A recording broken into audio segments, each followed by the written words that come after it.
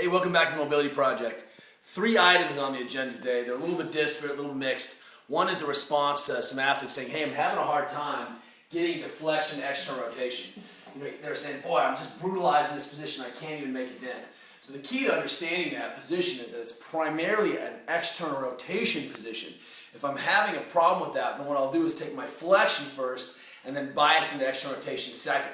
What I'm talking about here is, let's go ahead and grab the band, load it up to get into that hip capsule that you may not be able to capture otherwise, and just take yourself into a position you know you can get into. So in this place, I've got big flexion going on, and then that hip is being distracted laterally. I can anchor my foot and then start to wind up the external rotation in this position.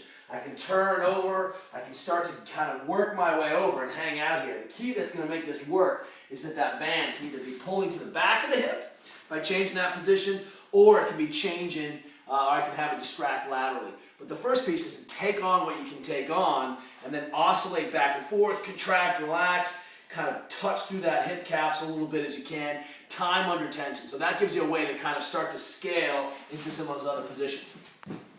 Second piece is that at least when you're thinking about, the couch stretch really winds up the kind of the leg and then opens up the hip.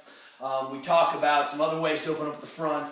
We've been able to hook the leg and jump out, but sometimes I feel like we're missing lots and lots of hip extension with the leg straight, which is a really different stimulus. The problem is that when I drop down or do some kind of traditional splits, typically I'm so tight here, I have a hard time getting the hip forward. And what's nice about this position, if I can even just get my leg up, and even if you look at how we normally do the Samson, it's again with a really bent leg, and I don't have a lot of hip extension. So what I'm going to do is try to bias my hip extension first. And I'm going to do this by hooking myself up to the band. It's up above, about chest height when I'm on the ground. I'm going to wind myself back and just put that leg behind.